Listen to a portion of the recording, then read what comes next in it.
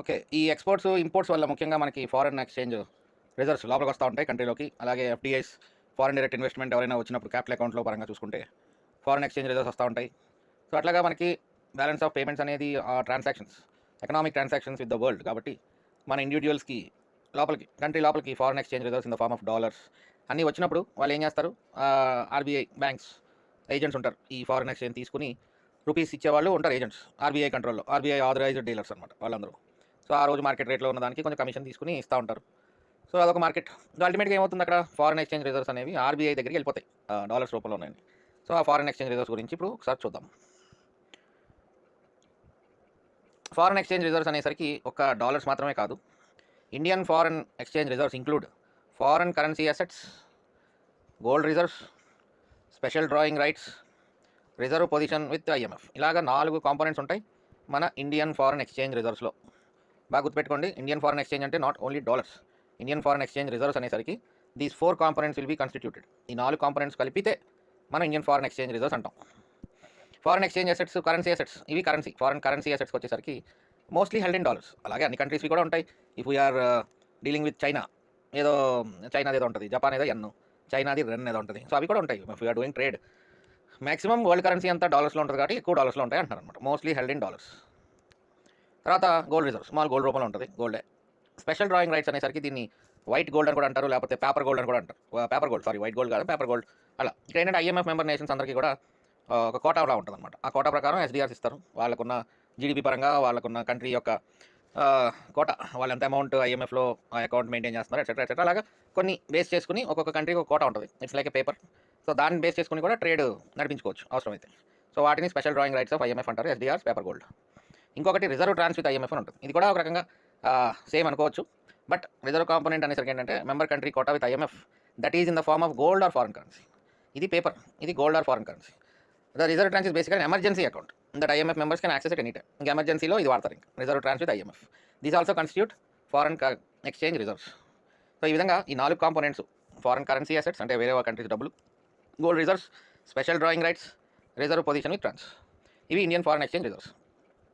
మన India's approach to reserve management. ఇక్కడ మనకి sufficiently high level of reserves is necessary. ఎంత ఎక్కువ రిజర్వ్స్ ఉంటే అంత మంచిది.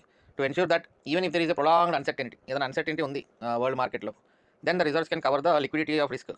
అంటే ఆ లిక్విడిటీ, డాలర్స్ ఎక్కువ ఉన్నాయనుకోండి మన దగ్గర, అన్సర్టెనిటీ ఉంది, ఎక్కడ డాలర్స్ దొరకట్లేదు, లేకపోతే availability of foreign currency was negligible, I mean was heavy. So then our reserves can be used. Simple. నేను మన ఇంట్లో కూడా అంతే కదా, రిజర్వ్స్ ఉంటాయి. ఎప్పుడైనా ఎమర్జెన్సీ టైంలో రిస్క్గా ఉన్నప్పుడు మనం రిజర్వ్స్ వాడుతూ ఉంటాం. On all accounts over a fairly long period. So, అందుకని ఎక్కువ రిజర్వ్స్ మెయింటైన్ చేయడం అనేది చాలా అవసరం దేశానికి. ఈ మధ్యకాలంలో during recent period the strong buildup of reserves has been associated with the RBI's attempt to prevent the rupee from appreciating too fast. కానీ ఇక్కడ ఫారెన్ కరెన్సీ అసెట్స్ అనేవి, ఫారెన్ కరెన్సీ రిజర్వ్స్ అనేవి ఎక్కువ అక్యూములేట్ అయిపోతూ ఉంటాయి ఆర్బీఐ దగ్గర. It might be a process like ఆ సిచ్యువేషన్లో మన రూపీ ఎప్రిషియేట్ ఎక్కువ అయిపోతూ ఉంటుంది. రూపీ డిప్రిషియేషన్ అంటే రూపీ వాల్యూ తగ్గిపోవడం. అంటే ఇప్పుడు మనకి అట్ ప్రెజెంట్ సపోజ్ 86 రూపాయలు ఎంత ఉంది ఒక డాలర్కి. ఇది సపోజ్ 50 రూపాయలకి వచ్చేసింది అనుకోండి ఒక డాలర్కి. దిస్ ఈజ్ రూపీ ఎప్రిషియేషన్ అంటారు అనమాట. ఎప్రిషియేట్ అయింది, పెరిగింది. అదే 86 రూపాయలు కాస్త 100 రూపాయలు అయిపోయింది అనుకోండి, డిప్రిషియేషన్ అవుతుంది. ఇక్కడ రిజర్వ్స్ ఎక్కువ అక్యూములేట్ అవ్వడం వల్ల, because of the rush of capital inflows. అంటే మనకి ఇప్పుడు మనం ఎలా క్యాపిటల్ ఇన్ఫ్లోస్ వస్తాయి, ఇప్పుడు యాజ్ ఆఫ్ టుడే నేను వీడియో చేస్తున్న టైంకి మన ముఖ్యమంత్రి గారు world economic forum Switzerland Davos అక్కడ జరుగుతుంది, అక్కడికి వెళ్ళారు. వెళ్ళి ఏమడుగుతున్నారు అక్కడ, మా స్టేట్ ఇలాగా మేము అన్ని సబ్సిడీలు ఇస్తున్నాం, మేము ఇన్సెంటివ్స్ ఇస్తాం, మాకు ఇంత ల్యాండ్ ఉంది, మీరు వచ్చి ఇక్కడ బిజినెస్ ఫర్మ్స్ ఏమైనా ఎస్టాబ్లిష్ చేయండి అని ఇన్వైట్ చేయడానికి వెళ్ళారు.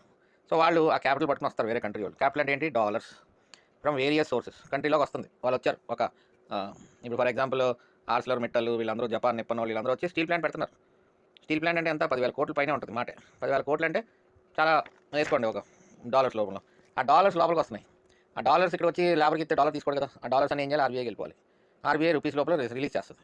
సో, ఈ మొత్తం ప్రాసెస్లో రూపీ ఎప్రిషియేట్ అవుతుంది అనమాట.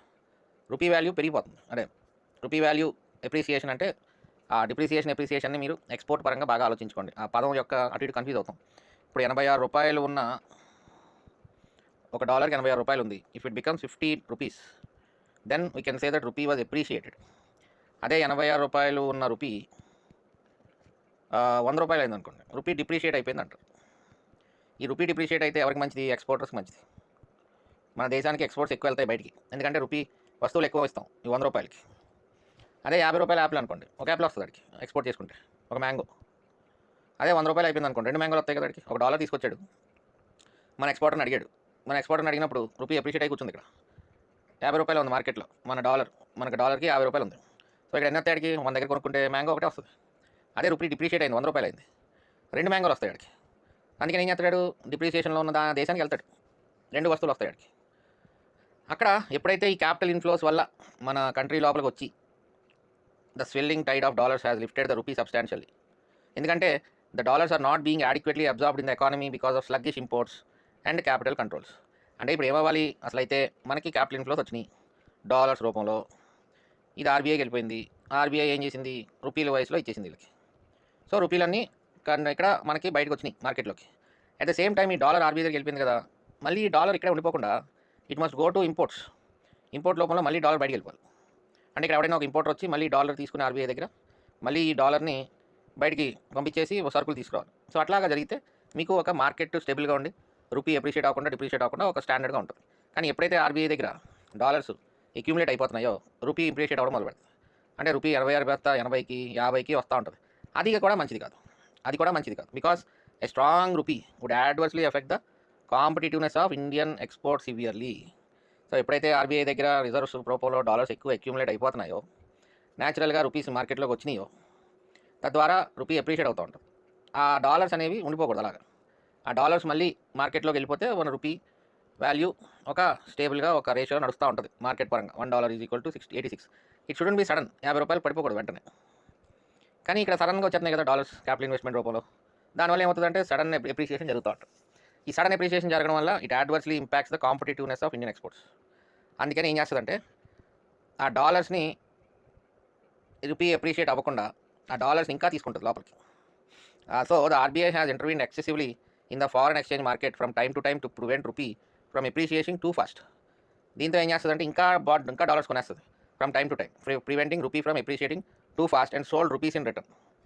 అంటే రూపీస్ని ఇంకా వదిలేసి బయటికి ఆ డాలర్స్ని ఇంకా కంట్రోల్ చేస్తుంది. అంటే డాలర్ ఎప్పుడైతే దొరకదో అప్పుడు ఏమవుతుంది? డాలర్ ఎప్పుడైతే దొరకదో మన రూపీ ₹50కి అప్రిషియేట్ అయిపోయినప్పుడు ఏం చేస్తారు? రూపీ మళ్ళీ డాలర్స్ దొరకట్లేదు, న్యాచురల్గా పెంచుతారు రేటు. ₹60 ఇస్తాను బాబు డాలర్ అంటారు, ₹70 ఇస్తాను బాబు డాలర్ అంటారు, ₹80 ఇస్తాను బాబు డాలర్ అంటారు. ఎందుకంటే డాలర్ దొరకట్లేదు, డాలర్ స్టక్ అయింది. సో మళ్ళీ ఆ రూపీని పైకి తీసుకెళ్తుంది. అలాగా ఆర్బీఐ డూ ఎవ్రీడే మేనేజ్మెంట్, అది ఒక సిస్టమ్. సో మీకు ఏంటంటే అటు అక్యూములేట్ అయిపోయినా రూపీ అప్రిషియేషన్ జరుగుతుంది. ఆ రూపీ అప్రిషియేట్ జరగకుండా ఉండాలంటే ఇంకా డాలర్స్ని కొనేస్తే ఆటోమేటిక్గా ఆ రేంజ్ ఆ ₹86 ఇవ్వండి మేము డాలర్ ఇస్తామన్న ఆ స్టెబిలిటీని తీసుకొస్తుంది అనమాట. ఆ మార్కెట్ రేట్ని జాగ్రత్తగా మెయింటైన్ చేస్తూ ఉంటుంది. ₹85, 86 అటు ఇటు చూసుకుంటూ ఉంటుంది.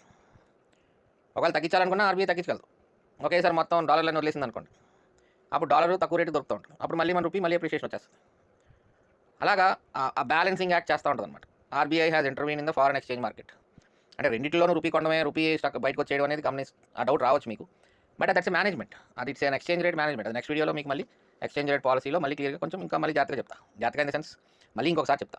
సో ఇక్కడ ఓవరాల్గా ఏంటంటే ఆర్బీఐ అనేది మన రూపీని ఆ డాలర్ యాంగిల్లో ఒక స్టేబుల్గా ఉంచడానికి ట్రై చేస్తూ ఉంటుంది అనమాట, as far it is possible. అటు అలాగని చెప్పి ₹50కి పడిపోనివ్వదు, అలాగని చెప్పి ₹100కి వెళ్ళిపోనివ్వదు. So it balances here by all sort of management. అంటే పర్చేసింగ్ డాలర్స్ లేదా రిలీజింగ్ డాలర్స్, అలాగా ఇట్ మేనేజెస్. ఈ పర్చేస్ చేసినప్పుడు ఎప్పుడైతే రూపీ అప్రిషియేట్ అయిపోకుండా డాలర్స్ పర్చేస్ చేసినప్పుడు ఏమవుతుంది? రూపీ మార్కెట్లోకి వచ్చేస్తుంది. ఆ రూపీ మార్కెట్లోకి రావడంతో thus rising foreign exchange are closely related to exchange rate management policy of RBI. ఎప్పుడైతే ఫారెన్ ఎక్స్చేంజ్ రిజర్వ్స్ స్టార్ట్ అయిందో ఎక్స్చేంజ్ రేట్ మేనేజ్మెంట్ పాలసీతో లింక్ అయి ఉంటుంది అనమాట. అంటే అక్కడ నుంచి మేనేజ్ చేయడం స్టార్ట్ చేస్తుంది RBI. The extra rupees that have been released into the economy as a consequence of the policy. ఈ ఎప్పుడైతే పర్చేస్ చేసి ఆ రూపీ అప్రిషియేట్ అయిపోకుండా, ఎక్కువ ఫాస్ట్గా అప్రిషియేట్ అయిపోకుండా మళ్ళీ ఇంకా డాలర్స్ కొనేసి ఆ మేనేజ్మెంట్ చేస్తుందో అప్పుడు ఏమవుతుంది? రూపీ మార్కెట్లోకి వస్తుంది. రూపీ మార్కెట్లోకి రావడం అంటే ఇన్ఫ్లేషనరీ ప్రెజర్స్ క్రియేట్ అవుతాయి. ఆ రూపీ మార్కెట్లోకి రావడంతో ఇన్ఫ్లేషనరీ ప్రెజర్స్ క్రియేట్ అవుతాయి అనే యాంగిల్లో అప్పుడు ఆ ఇన్ఫ్లేషనరీ ప్రెజర్స్ని అవాయిడ్ చేయాలని చెప్పి to avoid this possibility RBI has been selling some of the government securities it holds to suck out the rupees. అప్పుడు ఏం చేస్తుంది? దిస్ ఈజ్ ఈ బ్లాక్ స్పాట్ ఆర్బీఐ యొక్క గవర్నమెంట్ సెక్యూరిటీ ఉంది. బాబు నువ్వు 10 సంవత్సరాలకి నీకు ఈ బాండ్ ఇస్తున్నాను తీసుకో, సెక్యూరిటీ ఇస్తున్నాను తీసుకో అని చెప్పి ఈ నల్ల కాగితాన్ని ఇచ్చేస్తుంది. రూపీలన్నీ లాగేస్తుంది అనమాట మళ్ళీ. అంటే ఇక్కడ డాలర్ పర్చేస్ చేయడం వల్ల రూపీలు బయటకు వచ్చినాయి, ఆ వచ్చిన డబ్బులు మళ్ళీ వెనక్కి లాగేస్తుంది ఆర్బీఐ. అప్పుడు ఏమవుతుంది? మార్కెట్ స్టేబుల్ అవుతుంది అనమాట.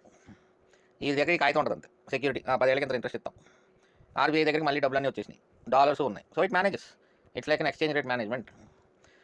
ఈ ప్రాసెస్ ఉంది చూడండి, purchasing dollars, releasing rupees and then sucking out through sales of government securities. దీన్ని స్టెరిలైజేషన్ అంటారు అనమాట, ఆర్ స్టెరిలైజ్ ఇంటర్వెన్షన్ అని కూడా అంటారు.